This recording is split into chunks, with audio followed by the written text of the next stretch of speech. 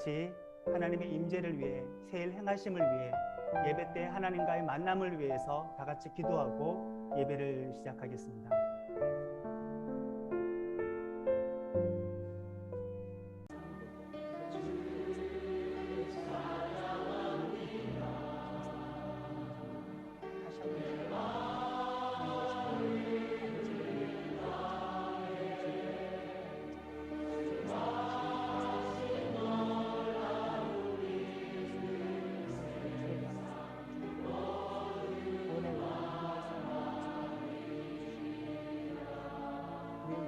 이것은 주님의 몸이며 이것은 주님의 피입니다.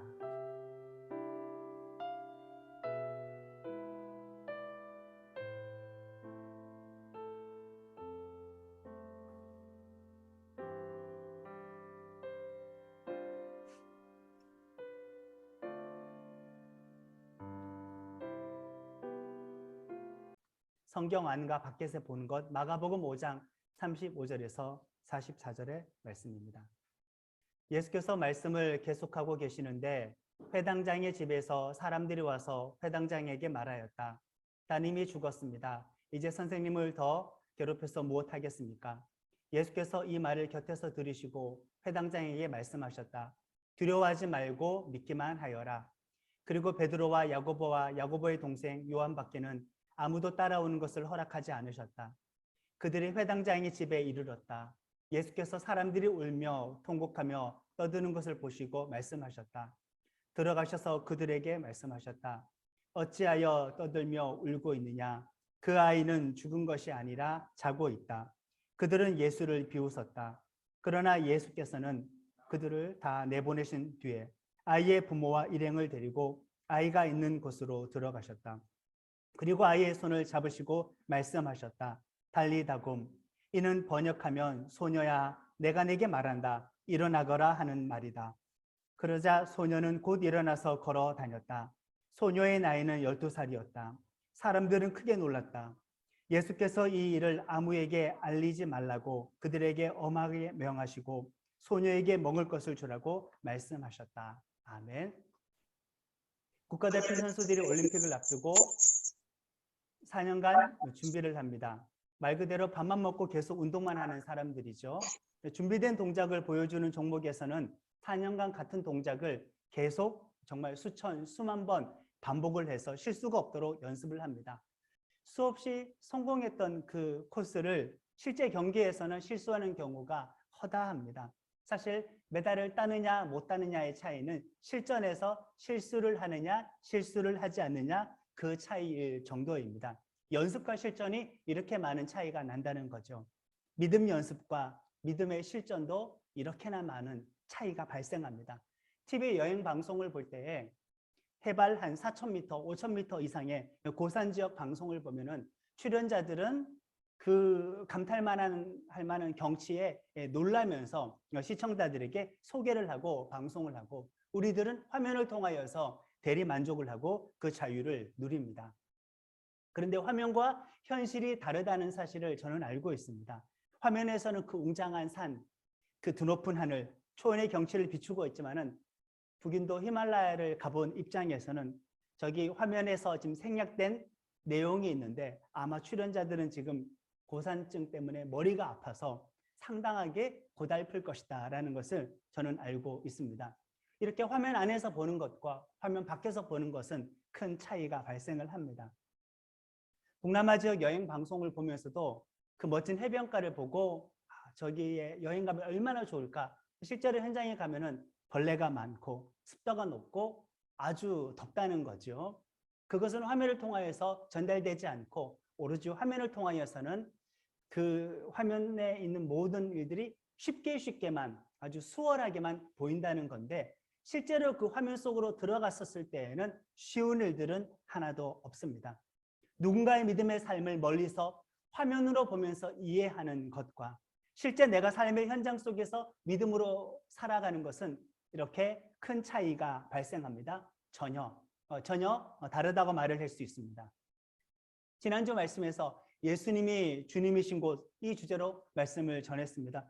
예수님은 모든 것에서 유일한 하나님, 전능하신 하나님, 온 우주적인 하나님이라는 말씀을 전했고 우리 주일 오후에는 마가복음 공부를 한 2시간 정도 또 나누기도 했습니다.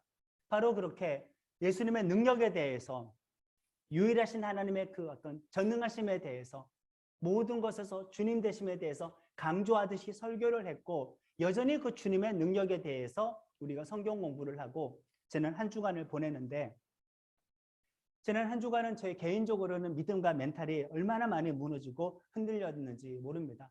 여러 가지 복잡한 어떤 삶의 문제, 고민거리로 한순간 어떤 걱정들, 한순간의 어떤 근심들, 두려움과 낙심되는 마음과 그 감정들이 믿음과 정반대되는 어떤 그런 기분, 제게 물밀듯이 밀려오는 것을 느꼈던 지난 며칠간이었습니다. 물론 금세 기도하고 찬양하고 영적인 싸움을 싸우고 내가 묵상했던, 나누었던 그 말씀에 대해서 다시 한번 되새겨보고 나에게 적용하면서 정신을 차릴 수는 있었습니다. 말씀을 전하고 가르쳤던 저조차도 믿음의 말씀을 삶의 자리에서 누리는 것과 가르쳤던 것과 이런 차이가 발생하는 거죠. 실망했습니다. 스스로에게. 전하고 가르쳤던 말씀 그 한 절이라도 그 한 단어라도 우리가 그대로 실제 삶 속에서 적용하고 왜 누리지를 못할까? 어떻게 이렇게 우리는 쉽게 흔들릴까라고 스스로에게도 실망하고 반성하기도 했던 한 주였습니다. 내 믿음은 성경의 내용을 나누면서 은혜 받을 때에만 나타나는 건가? 그러면은 성경의 범위를 벗어나서 삶의 시간, 삶의 자리로 왔었을 때에는 나의 믿음은 없는 건가? 내 믿음은 성경책 속에서 머물러 있는 건가? 이 성경책을 덮고 삶의 자리로 나오면은 내 믿음은 사라지는 것과 왜 이렇게 다를까라는 고민이 생기고 오늘 말씀을 준비했습니다. 우리들 지체들 평지에서 선을 그어놓고 멀리 뛰기를 한번 한다고 가정해 보세요. 몇 미터를 뛸까요? 막 2미터 전후를 뛰겠죠. 평지에서 아무런 두려움이 없이 충분히 2미터를 뛴다고 해요. 여유 있게 2미터 20cm를 뛴다고 가정을 해봅시다. 만약에 그런데 우리가 평지에 선을 그어놓고 뛰는 것이 아니고 산과 산, 낭떠러지가 있는 산과 산에 그 벼랑이 있는 그 바위를 건너뛸 때에 나의 최고 기록이 평소에 2m 20, 2m 40인데 그러나 낭떠러지가 있는 그 계곡을 건너뛸 때에 만약에 그 간격이 2m일 때에는 우리들의 기분은 어떻게 되겠습니까? 그 두려움에 순식간에 온몸의 근육과 내 마음이 경직되고 위축되지 않겠습니까? 이게 똑같다는 거예요. 말씀을 연습할 때, 믿음을 연습할 때, 믿음을 훈련할 때와 실전의 장소에 옮겨왔었을 때는 하나도 생각이 안 나오고 하나도 적용이 안 되고 하나도 실천이 안 되고 우리는 두려움에 휩싸인다는 거지요.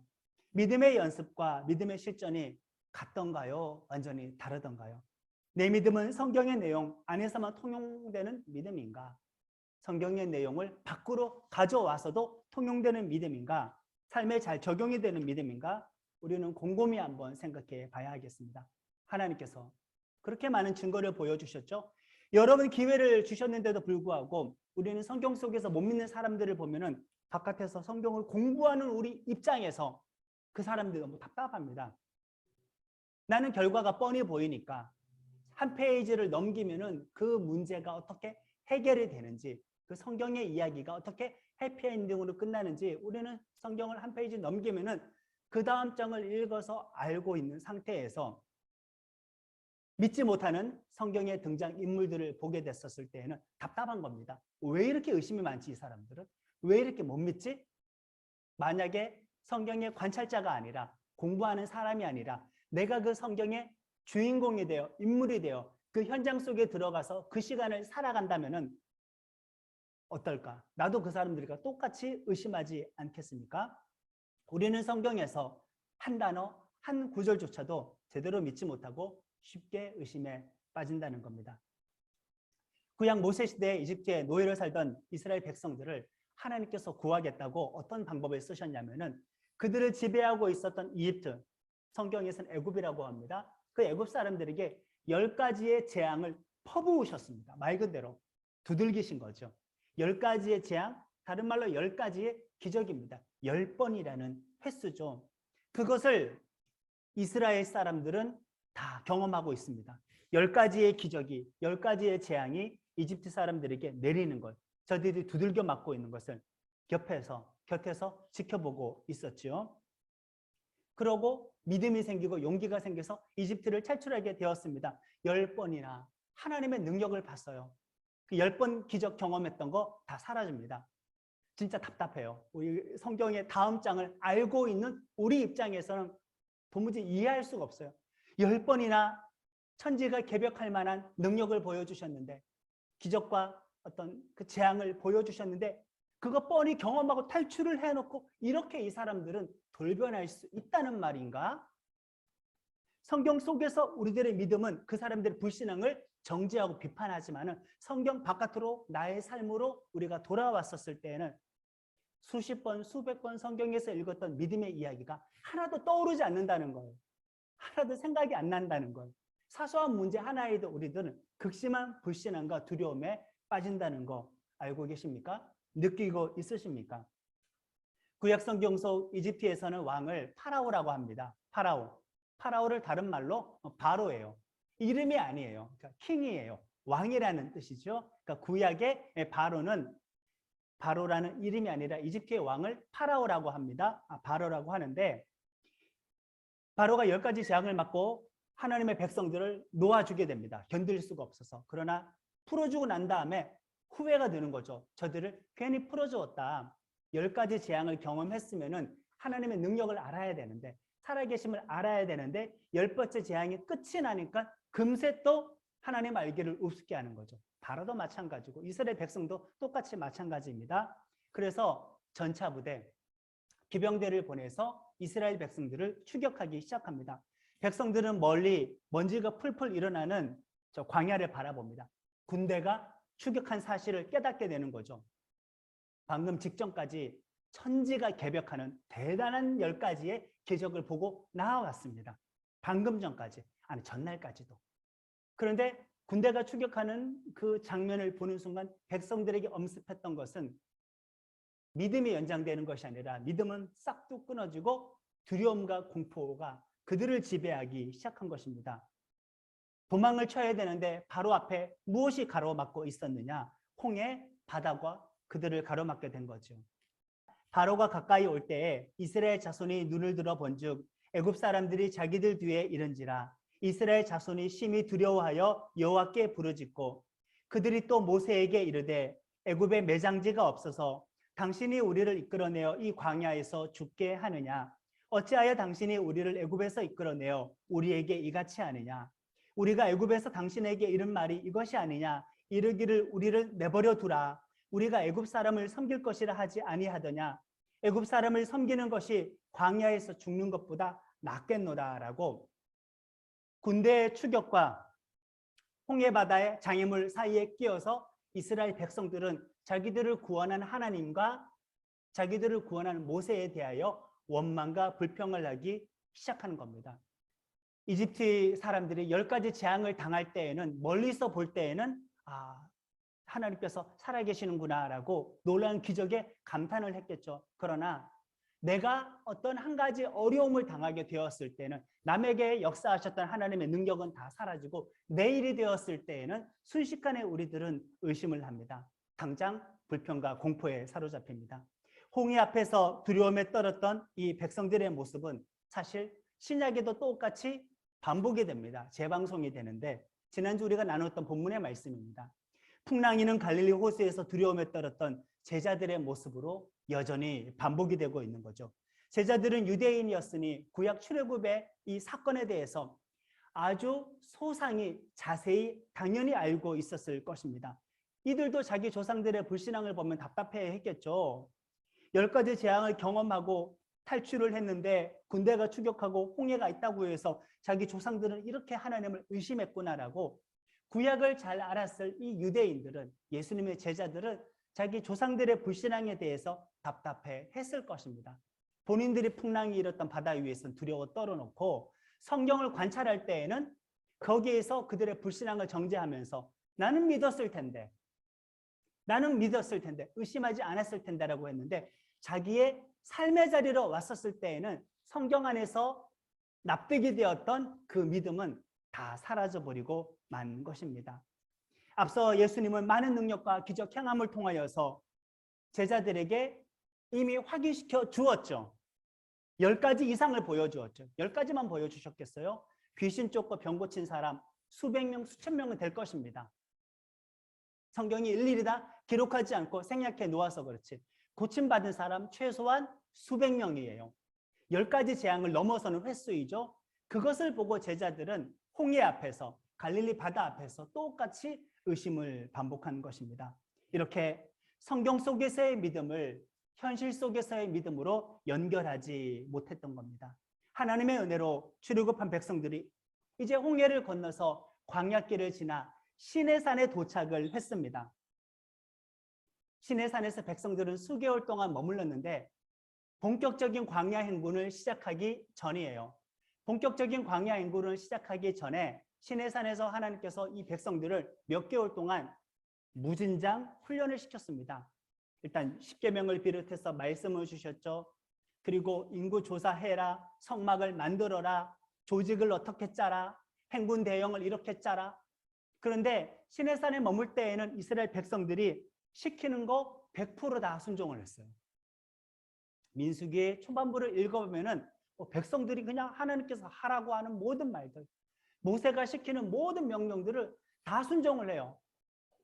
약속도 잘 지켰고요, 성막을 잘 만들었고요, 뭐 어떻게 출발하고 어떻게 대응을 하는지 그냥 모든 율법의 말씀을 철저하게 잘 순종을 했습니다.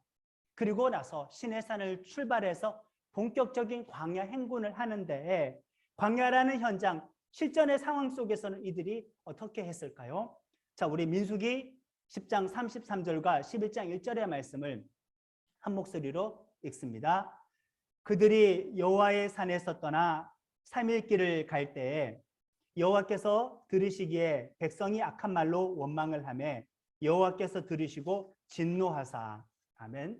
지금 보시면은 백성들이 떠나고 3일 길이 되었습니다. 그리고 3일 만에 백성들은 악한 말로 원망을 하고 하나님께서는 그 원망을 들으시고 진노를 하셨어요.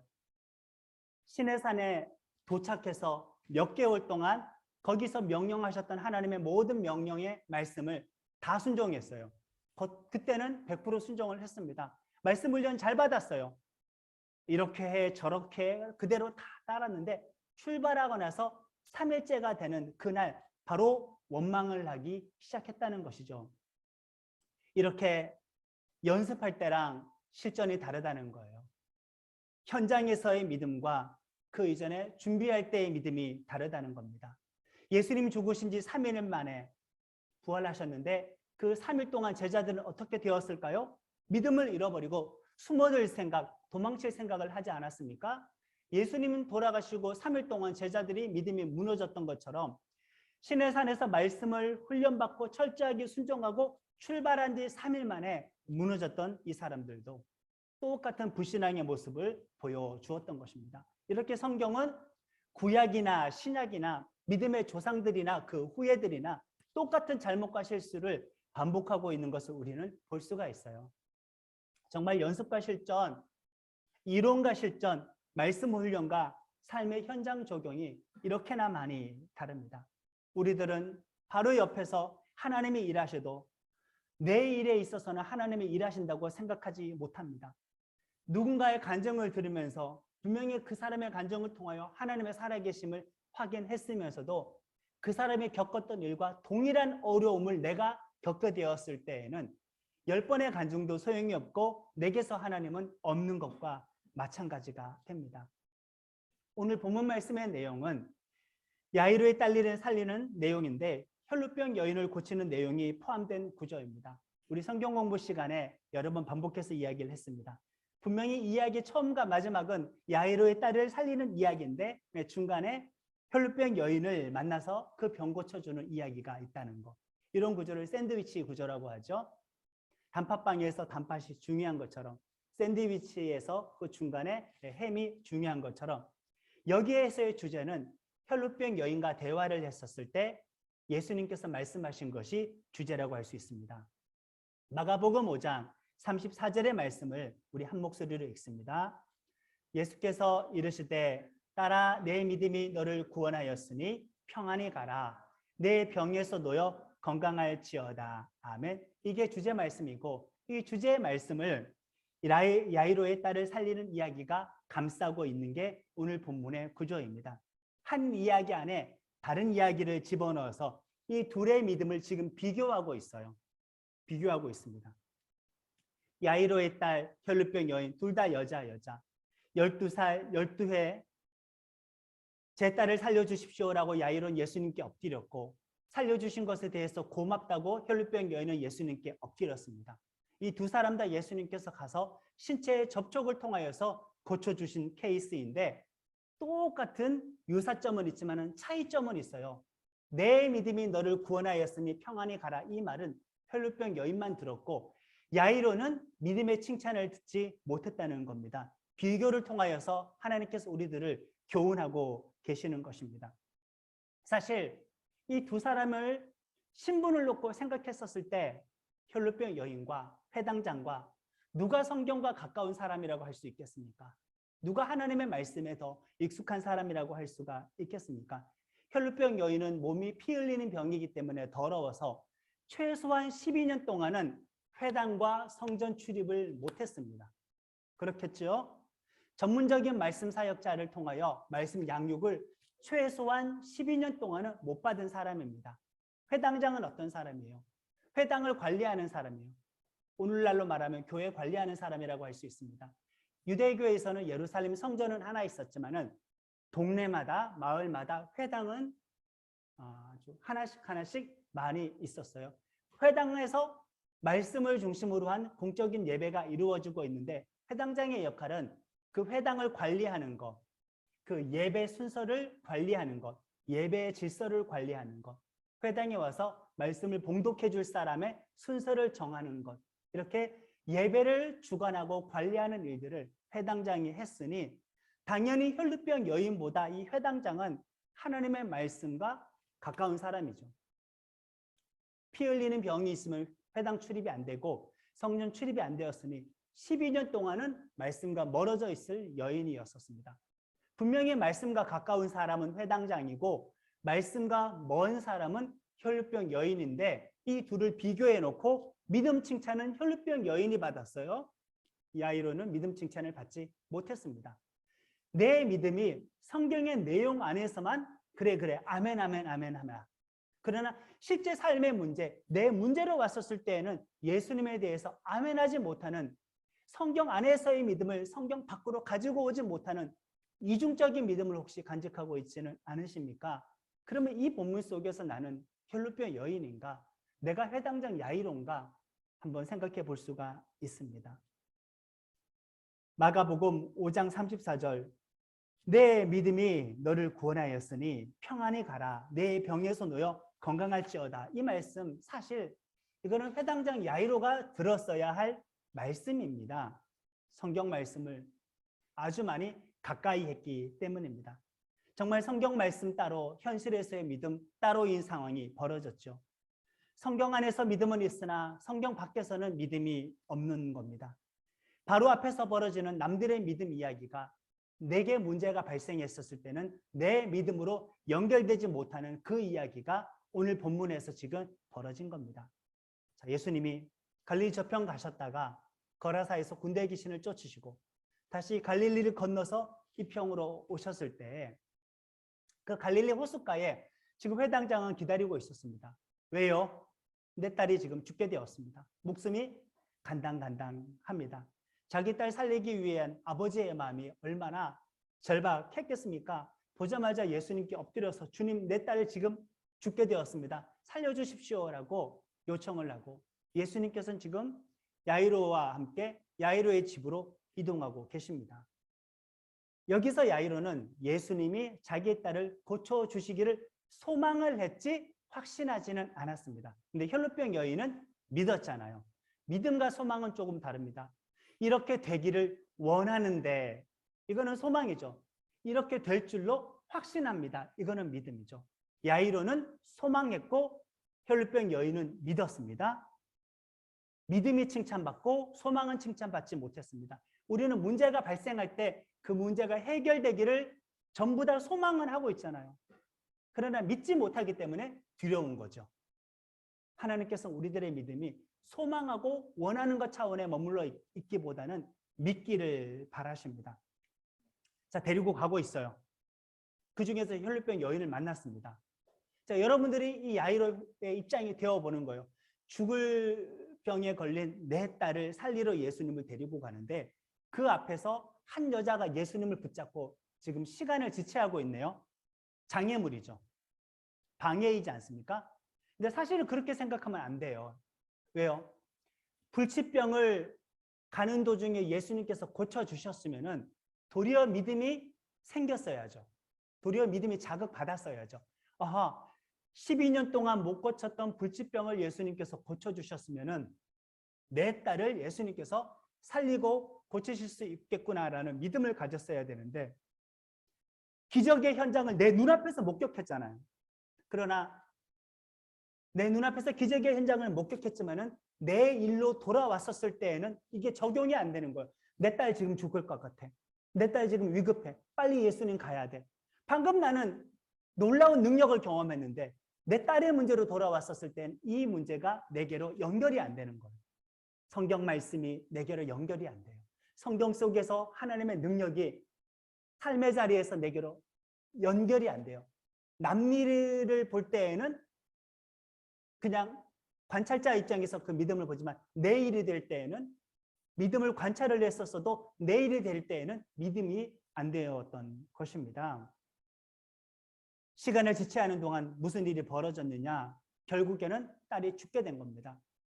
사실은 기적을 경험했으면 더 믿음이 부쩍 자라나서 예수님 데리고 가는 길이 즐거워야 되는데 이 일과 이 일이 단절이 된 것이죠. 35절의 말씀입니다. 예수께서 말씀을 계속하고 계시는데 회당장의 집에서 사람들이 와서 회당장에게 말하였다. 따님이 죽었습니다. 이제 선생님을 더 괴롭혀 무엇 하겠습니까? 예수께서 이 말을 곁에서 들으시고서 회당장에게 말씀하셨다. 두려워하지 말고 믿기만 하라. 지금 혈루병 여인 때문에 딸이 죽었다고 느낄 수밖에 없는 상황이죠. 그럼 우리는 어떻게 해야 될까요? 혈루병 여인 덕분에 내 딸을 살려주실 거라고 믿어야 되는데 별개의 사건으로 이 야이로는 믿음이 무너지게 되었습니다. 예수님께서 두려워하지 말고 믿기만 하라 이 말씀을 하셨던 것은 그 말은 야이로는 지금 두려워하고 믿지 못했다는 말이에요. 회당장이에요. 말씀과 근접한 사람이에요. 혈루병 여인은 12년 동안 말씀과 근접하지 못했던 사람이에요. 회당장의 믿음은 말씀을 삶에 연결하지 못하는 거죠. 우리들에게 적용하면은 그렇습니다. 제가 지난주 주님의 능력에 대해서 설교를 해놓고 마가복음 성경 공부 진행을 해놓고 한 주간 동안 삶의 걱정거리 어떤 현실적인 걱정거리가 닥쳐왔었을 때는 불현듯 마음속에 막 공포의 감정이 차올랐었는데 오늘 말씀을 준비하면서 여기서 내가 야이로구나. 이 말씀 하나하나를 관찰하고 내가 소개할 수는 있어도 설교할 수는 있어도 내 문제가 되었을 때는 성경의 내용은 하나도 연결이 안 되는구나. 그걸 정말 많이 느꼈습니다. 내 믿음은 성경의 내용 안에서의 믿음이지 성경 밖에서의 믿음이 못 되었구나라고 느꼈습니다. 나는교회 지체들은 어떻습니까? 이론과 실전, 연습과 실전, 화면과 현장 같던가요? 단절이 되어 있던가요? 성경 안의 믿음과 성경 밖의 믿음이 연결이 됩니까? 연결이 안 됩니까? 말씀을 내가 관찰을 하는데 내가 당사자가 되었을 때는 그 말씀 속에 하나님이 동일한 하나님이라고 삶 속에서 고백이 되어지던가요? 고백할 수 없던가요? 아이는 죽었고 예수님은 늦었지만 예수님께서는 이 아이를 결국 살려내셨습니다. 그리고 아이의 손을 잡으시고 말씀하셨다. 달리다굼. 이는 번역하면 소녀야 내가 내게 말한다. 일어나거라 하는 말이다. 그러자 소녀는 곧 일어나서 걸어 다녔다. 소녀의 나이는 12살이었다. 사람들은 크게 놀랐다. 자, 이 이야기의 결과 부분입니다. 결과 부분이지만은 주제가 여기에 나오진 않았습니다. 정작 야이로의 딸을 살리려고 하는 이 이야기의 중간에 있었던 혈루병 여인에게 주제를 말씀하셨어요. 내 믿음이 너를 구원하였다. 딸아, 내 믿음이 너를 구원하였다. 평안히 가라. 야이로는 지금 그 말 못 들었어요. 믿음이 없었던 거예요. 우리가 십수년, 몇십 년 동안 말씀을 들어왔지 않습니까? 회당에서. 우리가 오랫동안 말씀 공부하지 않았습니까? 회당에서. 전문 말씀 사역자를 통하여서. 그러나 회당장 야이로가 그 말씀을 자기의 삶에 연결하지 못하고 도리어 혈루병 여인이 예수님을 확신했던 것처럼 나는 믿음이 현장으로 끄집어내지 못하는 연습에만 통했던 그 훈련 상황에서만 통했던 믿음이 아니었을까?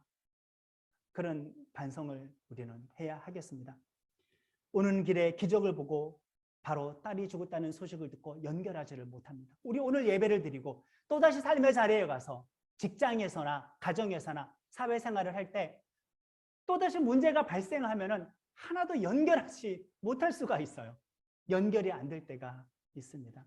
화면으로 보는 것과 성경 내용을 보는 것과 이렇게 차이가 발생하죠. 나의 믿음은 성경 내용 안에서만 맴도는 건가? 아니면 성경의 내용에 대해서 말을 하고 듣기는 들었는데 삶의 자리에서는 성경의 내용이 하나님의 목소리로 들리지 않았던 것은 아니었나?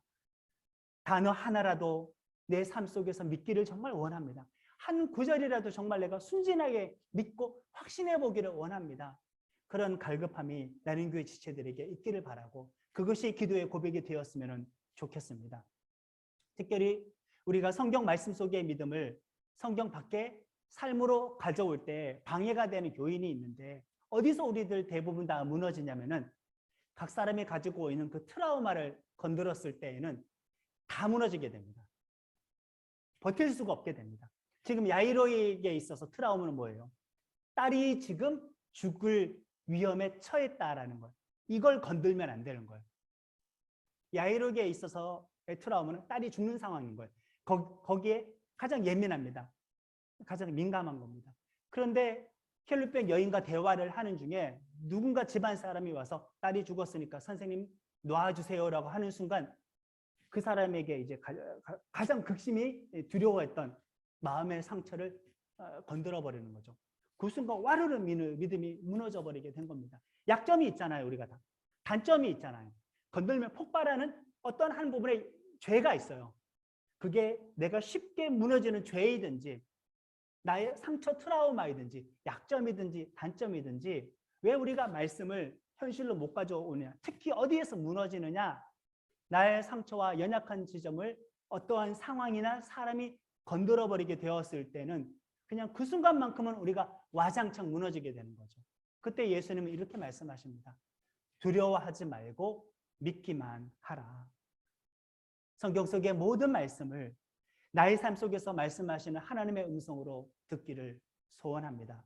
성경 안과 성경 밖의 믿음이 분리되지 않고 항상 연결되기 위하여 우리는 성경의 말씀의 현장 속으로 나를 집어넣는 훈련을 해야 되고 성경의 내용을 나의 삶의 현장에 적용하는 반복적인 훈련을 통해서 성경과 나의 삶을 자꾸 이어주는 연습을 통하여서 성경에서 이루어졌던 하나님의 말씀이 나의 삶 속에서 내게 들리는 하나님의 목소리로 들릴 수가 있어야 하겠습니다. 반복적인 연습을 통하여서 나는 교회 지체들은 성경 안에서의 믿음에 머무르지 말고 성경 밖의 믿음으로 열매를 맺을 수 있기를 예수님의 이름으로 축원합니다.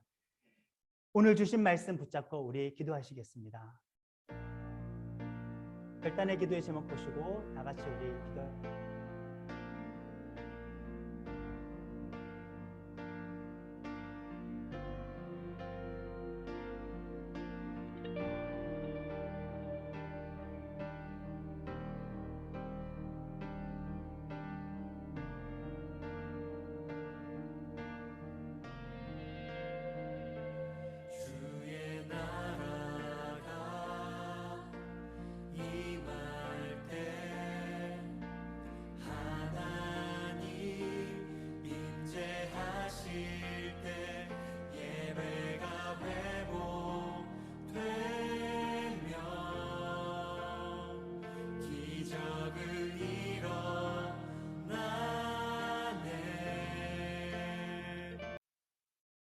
하나님 아버지의 사랑과 예수님의 은혜와 성령님의 감동 감화 교통하심이 성경의 내용 속의 믿음을 삶의 자리로 가지고 와 믿음을 삶 속에서 적용하고 실천하기를 원하고 결단하는 나눔교회 지체들에게 지금부터 영원토록 함께하여 주시기를 간절히 축원하옵나이다. 아멘.